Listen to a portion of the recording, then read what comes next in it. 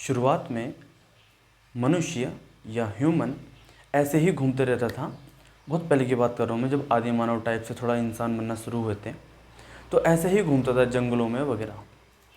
जब इंसान में सोचने समझने की शक्ति विकसित होना शुरू हुई, थिंकिंग की पावर डेवलप होना स्टार्ट हुई, तो उसने अपने लिए शेल्टर बनाने की ज़रूरत महसूस की कि घर होना चाहिए, दीवारें, सीढ़ियाँ, नहरें, ये सब बनाना एक व्यक्ति के, एक इंसान के बस की बात है नहीं। अगर बनाएगा भी तो बहुत टाइम लगेगा।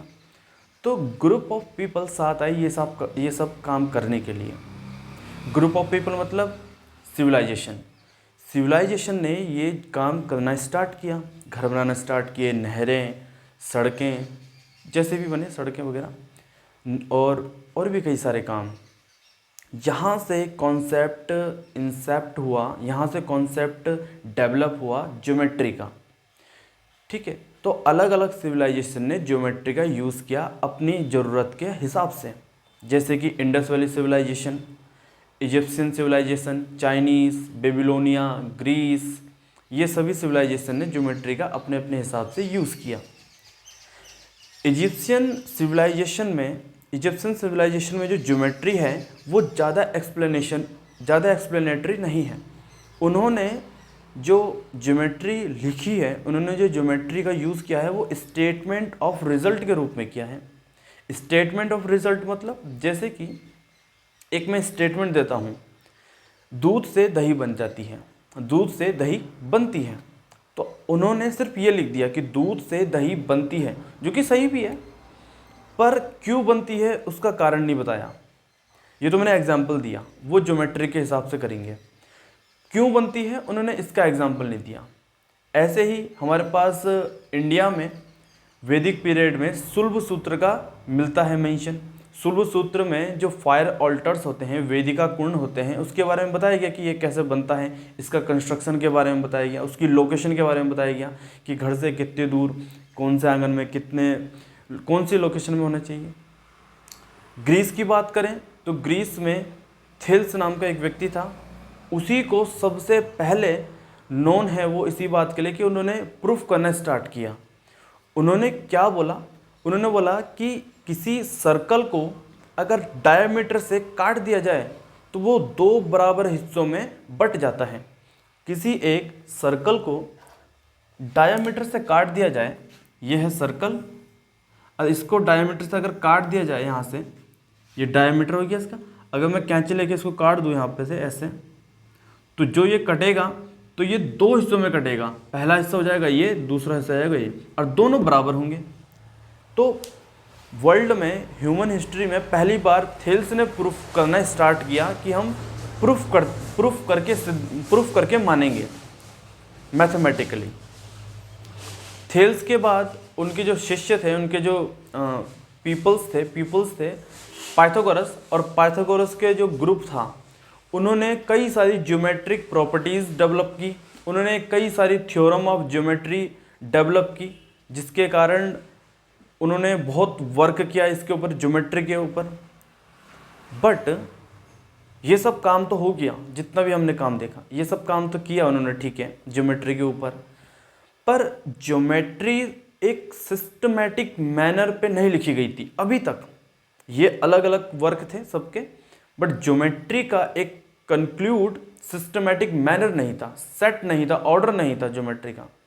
तो जितना भी वर्क थेल्स एंड पाइथागोरस और ग्रुप ऑफ पीपल ने किया था पाइथागोरस के, उन सभी का कलेक्शन करके एक व्यक्ति ने इन सभी को एक सिस्टमैटिक मैनर के रूप में लिखा, और वो व्यक्ति था इजिप्ट का यूक्लिड। यूक्लिड ने इन सभी को एक सिस्टमैटिक ऑर्डर में सेट किया। तो उसी के बारे में हम आज पढ़ने वाले हैं इस चैप्टर में। यूक्लिड ने एलिमेंट्स बुक लिखी, इसमें 13 चैप्टर थे जो कि अलग अलग चीज़ को दिखाते हैं, उसमें से कुछ हम पढ़ेंगे। ठीक है, सबसे पहले ज्योमेट्री का मतलब क्या होता है। जियोमेट्री, देखो जो ये जियो है इसका मतलब होता है अर्थ, और जो ये मेट्री है इसका मतलब होता है मेजरमेंट। मीज़र, मतलब अर्थ को मीज़र करना। अब अर्थ को मीज़र करने का मतलब ये नहीं कि पूरे अर्थ को मीज़र करना। अर्थ को मीज़र करने का मतलब ये है अर्थ में जो थिंग्स हैं, जो चीज़ें हैं, उनको मीज़र करना। तो उनको मीज़र करने वाली जो मैथमेटिक्स की ब्रांच होती है उसे बोलते हैं जियोमेट्रिक या जियोमेट्री, जियोमेट्री। ठीक, नाउ यहाँ पे मैंने कुछ डेफिनेशन लिखी है। ये मैंने नहीं, मतलब ये यूक्लिड की डेफिनेशन है जो मैंने लिख दी ऑलरेडी पहले ही। तो ये कुछ बुक 1 की है, मतलब जो चैप्टर 1 है उनकी कुछ डेफिनेशन है। तो उनके अकॉर्डिंग क्या है, पहला, a point is that which has no part. अच्छा, ये बात चल रही है आज से करीबन 2200 ईयर्स पहले। तो उस समय की ज्योमेट्री अलग थी। उस समय जो उनके पास रिसोर्सेज थे, जो टेक्स्ट थे, उसी के अकॉर्डिंग उन्होंने ये लिखा था। तो क्या लिखा था यूक्लिड ने, a point is that which has no part, जिसका कोई पार्ट नहीं होता। यहाँ पे कहने का मतलब ये है विच हैज़ नो पार्ट, जिसका कोई डायमेंशन नहीं होती। तो मतलब नो डायमेंशन। एक पॉइंट वो है जिसकी कोई डायमेंशन नहीं होती। डायमेंशन क्या होती है आपको अच्छे से पता होगा, 1 dimension 1D, 2 dimension 2D, 3 dimension 3D। 3D जिसे बोलते नहीं है 3D, जैसे कि ये मार्कर है। मार्कर हमें कैसे दिख रहा है, मार्कर हमें दिख रहा है 3D में। क्यों दिख रहा है, क्योंकि मतलब कैसे दिख रहा है, क्योंकि इसकी लेंथ है, ब्रेथ है और हाइट भी है। इसकी लेंथ है, ब्रेथ है और हाइट भी है, इसलिए ये 3D में है। 1D उसे बोलते हैं जिसकी सिर्फ लेंथ होती है। 2D उसे बोलते हैं जिसकी लेंथ एंड ब्रेथ होती है। 3D उसे बोलते हैं जिसकी लेंथ, ब्रेथ एंड हाइट होती है। तो जिसकी डायमेंशन नहीं होती वो इसके भी ऊपर जाएगा, तो वो जीरो, नो डायमेंशन। जिसकी कोई डायमेंशन नहीं होती वो डायमेंशन लेस कराता है। अब जरा ये बताइए कि ये पॉइंट मैंने ये बनाया, ये एक पॉइंट है, ये एक पॉइंट है जो मैंने बनाया, क्या इसकी कोई लेंथ नहीं होगी, क्या इसकी कोई ब्रेथ नहीं होगी? बिल्कुल होगी। तो इसकी तो लेंथ और ब्रेथ है, तो पॉइंट तो ये है नहीं, तो इसको तो हम कर देंगे। असल में रियल बात क्या होती है कि पॉइंट को कभी हम बना ही नहीं सकते हैं। पॉइंट वो है जो ना तो देखा जा सकता है, ना छुआ जा सकता है, ना बनाया जा सकता है, ना सुना जा सकता है, ना टेस्ट किया जा सकता है, कुछ नहीं। नो एग्जिस्ट, वो एग्जिस्ट ही नहीं करता। जो चीज़ एग्जिस्ट ही नहीं कर सकती हम उसे कैसे देख पाएंगे, कैसे छू पाएंगे, कैसे बना पाएंगे? बट इन ज्योमेट्री पॉइंट को वही बोला जाता है जिसकी कोई डायमेंशन नहीं होती, जिसका कोई पार्ट नहीं होता। सेकंड है, a line is breathless length. एक लाइन वो है जिसकी कोई ब्रेथ नहीं होती। लाइन मैंने ये बना दी, इसकी सिर्फ लेंथ है, इसकी कोई ब्रेथ नहीं होती। बट इन रियलिटी क्या इसकी कोई ब्रेथ होगी ही नहीं? क्यों नहीं होगी? भले ही छोटी क्यों ना हो, बट होगी ज़रूर। इसकी लेंथ है 1 नैनोमीटर होगी, 1 मिलीमीटर होगी, नैनोमीटर होगी, माइक्रोमीटर होगी, कुछ भी हो सकती है, बट ब्रेथ होगी ज़रूर। लेंथ तो ये है, ब्रेथ ये होगी जो उसको थिकनेस नापेगी। तो रियलिटी में ये सब हासिल करना संभव नहीं है। तो लाइन वो है जो ब्रेथलेस लेंथ होती है, सिर्फ 1D पे होती है, इसकी लेंथ होती है, ब्रेथ एंड हाइट नहीं होगी। The ends of a line are points. एक लाइन के जो एंड्स होते हैं, ये वाला एंड्स और ये वाला एंड्स, ये होते हैं पॉइंट। थर्ड वाली स्टेटमेंट ये है। फोर्थ है, a straight line is a line which lies evenly with the points on itself. अच्छा ये बताओ, एक लाइन है, इसके ऊपर ये वाली भी लाइन है, ये वाला भी पॉइंट है, तो पॉइंट से मिलके लाइन बनती है, पॉइंट से मिलके लाइन बनती है। तो बिल्कुल यही बोलना चाह रहा है कि एक स्ट्रेट लाइन वो लाइन है जो कि कई सारे पॉइंट्स के ऊपर लाई कर रही है। फिफ्थ हमारे पास, a surface is that which has length and breadth only. एक सरफेस वो होता है जिसकी लेंथ एंड ब्रेथ होती है, और जिसकी लेंथ एंड ब्रेथ होती है वो होता है 2D, 2 डायमेंशन। नेक्स्ट है, the edges of surface are lines. जो सरफेस, मान लीजिए ये सरफेस है एक, जिसकी एजेस होती है ये वाली और ये वाली, ये वाली, ये वाली, ये क्या है, ये है लाइंस। नेक्स्ट है a plane surface is a surface which lies evenly with the straight lines on itself.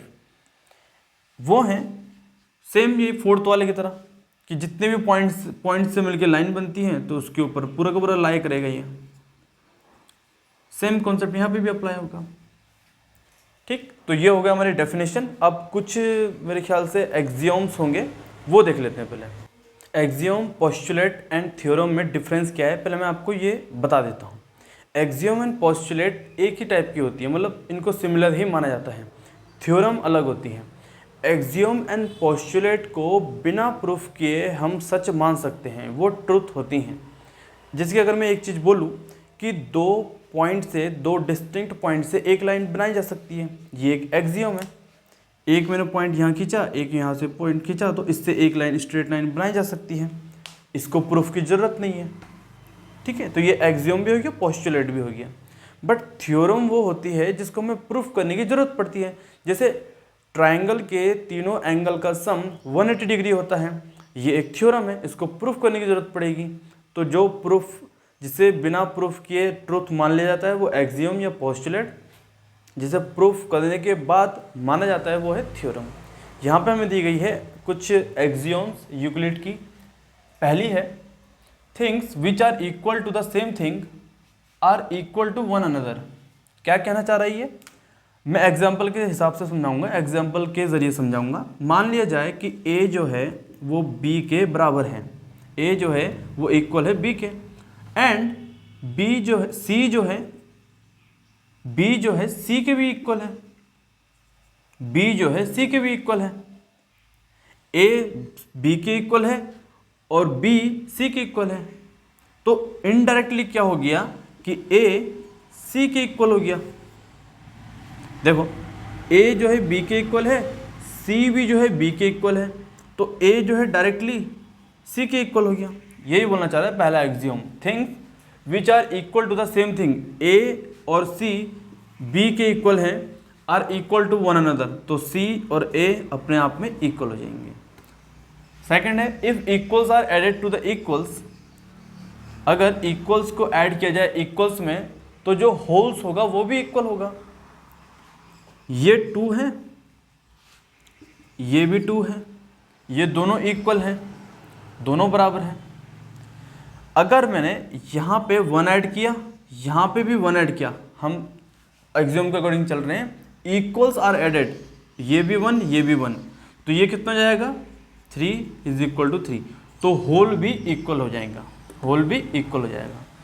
Third है if equals are subtracted if the equals remainder, same है, अगर आप 2 ले लो इज इक्वल टू 2, यहाँ पे -1 कर दो, -1 कर दो, सब्ट्रैक्ट इक्वल ही होंगे, तब भी 1 इज इक्वल टू 1 सेम हो जाएगा। नेक्स्ट है fourth, things which coincide with one another are equal to one another. Coincide का मतलब क्या होता है, ये है एक लाइन, मैंने बोल दिया लाइन ए बी, इसके ऊपर अगर दूसरी लाइन कोइंसाइड होगी तो यहीं से स्टार्ट होकर के इसके ठीक ऊपर जा करके यहाँ पर तक जाएगी, यहाँ से स्टार्ट होकर के यहीं तक जाएगी, ये कोइंसाइड लाइन होती है, इसको बोलते हैं सुपरपोजिशन। तो 1 से लेके यहाँ तक जाएगी, तो ए बी लाइन जो है इसके ऊपर खींची गई लाइन के बराबर होगी, ऑब्वियसली ठीक उसी के ऊपर इंसर्ट हो रही है वो। नेक्स्ट है हमारे पास the whole is greater than a part. ये मान लीजिए एक लाइन है ए बी, मैंने इसका एक पार्ट ले लिया सी, तो जो ए सी है वो बड़ा होगा या ए बी बड़ा होगा, होल जो है ग्रेटर होता है तो ए भी बड़ा होगा। नेक्स्ट है things which are double of the same things, things जो सेम थिंग के डबल होती है वो इक्वल होती है। ये है 2, इसका डबल कर दो, 2 2 जा 4, 2 2 जा 4, तो ये दोनों इक्वल होती हैं। Things which are double of the same thing, इसका डबल 4, इसका डबल 4, तो ये दोनों आपस में इक्वल होगी, are equal to one another, ये दोनों इक्वल हैं। नेक्स्ट है things which are halves of the same thing, मान लीजिए ये 10 है, इसका हाफ कर दो, सेम थिंग मतलब 10 का ही हाफ करना है, 5 हो गया 5 हो गया, तो ये दोनों इक्वल होंगी, इक्वल टू वन अनदर। तो ये हो गया हमारे पास यूक्लिड की कुछ एक्सियोम्स। अब चलते हैं हम पोस्टुलेट की तरफ। अब हमारे पास यूक्लिड्स पोस्टुलेट एंड कुछ एक एक्सियोम है और कुछ थ्योरम है, एक थ्योरम है। यूक्लिड के 5 पोस्टुलेट 1 2 3 4 5, एक्सियोम 5.1 एंड थ्योरम 5.1। देखो पहला पोस्टुलेट क्या है, if a straight line may be drawn from any one point two any other point. ये पोस्टुलेट क्या कहना चाहता है कि एक स्ट्रेट लाइन को हम ड्रॉ कैसे कर सकते हैं, ये रहा एक पॉइंट, इससे खींचो यहाँ तक दूसरे पॉइंट तक, यहाँ से यहाँ तक इसको मिला दो तो हमारी एक स्ट्रेट लाइन बन जाती है। पहला एक्सियोम तो ये कह रहा है, सिंपल। एक्सियोम 5. ये तो पोस्टुलेट था। अब एक्सियोम 5.1 क्या है, given two distinct points there is a unique line that passes through them. ये भी वही बात कहना चाह रहे हैं कि ये दो डिस्टिंक्ट पॉइंट है, अलग अलग पॉइंट है, इनसे पास होकर के जाने वाली सिर्फ एक लाइन होगी, 2 नहीं हो सकती, 3 नहीं हो सकती, एक से ज़्यादा हो ही नहीं सकती, सिर्फ एक ही होगी। उसको हम ऐसे ड्रॉ कर सकते हैं, ठीक है, दूसरी नहीं जा सकती। अगर मैं इसको थोड़ा सा ऐसा टिल्ट भी कर दूँ ना, ऐसे ये यहाँ निकल जाएगी, ये यहाँ निकल जाएगी, ये ऐसे निकल जाएगी, ये ऐसे निकल जाएगी। इन 2 पॉइंट से होके जाने वाली सिर्फ एक ही लाइन है। थर्ड है हमारे पास पोस्टुलेट, सेकंड है हमारे पास, a terminated line can be produce indefinitely. एक टर्मिनेटेड लाइन को हम दोनों तरफ से कितना भी बढ़ा सकते हैं। ये मान लीजिए एक लाइन है, इसको मैं इस तरफ के लिए भी बढ़ा सकता हूँ ऐसे, इसको मैं इस तरफ के लिए बढ़ा सकता हूँ, तो लाइन को हम कितना भी बढ़ा सकते हैं। फोर्थ है हमारे पास, all right angles are equal to one another. जितने भी राइट एंगल्स हैं वो एक दूसरे के बराबर होते हैं। अब राइट एंगल्स क्या होता है, राइट एंगल्स होते हैं 90 डिग्री, तो 90 डिग्री जो है बराबर होगा 90 डिग्री क्या, और ऐसे ही जितने राइट एंगल होंगे वो एक दूसरे के बराबर होंगे। तो शुरू के 4 तो बहुत ईजी थे, ये आप अगर खुद भी पढ़ते हैं तो ईजिली अंडरस्टैंड हो जाते हैं, बहुत ईजी है। 5th वाला भी ईजी ही है, बस थोड़ा लैंग्वेज का फ़र्क है, इसमें थोड़ा बड़ा सा है।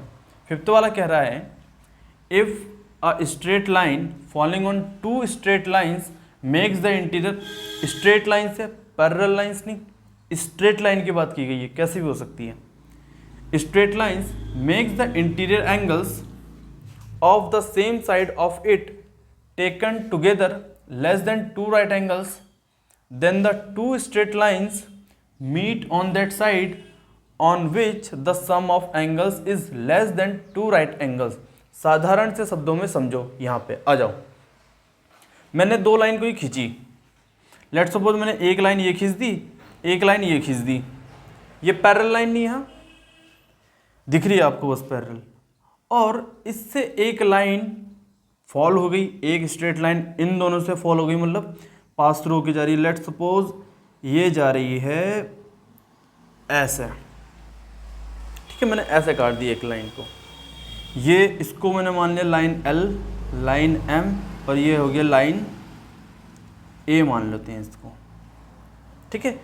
लाइन M से LM से पास थ्रू की जा रही है लाइन A। अब यहाँ पे कुछ एंगल्स बनते हैं, ये वाला कुछ एंगल बनेगा, ये वाला कुछ एंगल बनेगा, ये वाला कुछ एंगल बनेगा, ये वाला कुछ एंगल बनेगा। ये चारों एंगल तो इक्वल होंगे नहीं, कोई 90 डिग्री से बड़े होंगे, कोई 90 डिग्री से छोटे होंगे। यहाँ पे इस पोस्टुलेट में ये कहा गया है कि मान लिया जाए कि इस वाला एंगल और इस वाले एंगल का सम अगर 1x मान लिया जाए, अगर इन दोनों का सम जो है, इसको 1 मान लो, इसको 2 मान लो, तो एंगल 1 प्लस एंगल 2 का सम अगर लेस देन 180 डिग्री आ जाए, मैंने मान लिया कुछ भी मान लिया, x डिग्री मैंने मान लिया, इन दोनों का सम अगर 180 डिग्री से कम आ जाए, यानी कि 2 राइट एंगल से कम आ जाए, तो इनका सम आया है ना, एंगल किस तरफ है, इस तरफ है, तो ये वाली लाइन को अगर आगे तक बढ़ाया जाए ना, तो ये यहाँ पे से क्रॉस होगी, यहाँ पे क्रॉस नहीं होगी, इस तरफ क्रॉस नहीं होगी, इस तरफ के लिए क्रॉस होगी, इस तरफ क्रॉस होगी, इंटरसेक्ट होगी। दूसरा केस देख लो, दूसरा बना के दिखा देता हूँ मैं आपको। अब फिर से मैंने एक लाइन खींची, सपोज मान लो मैंने एक लाइन ऐसे खींच दी, फिर से मैंने एक कट मारा यहाँ पे तीसरी लाइन का, जो दोनों लाइन से होके जा रही है।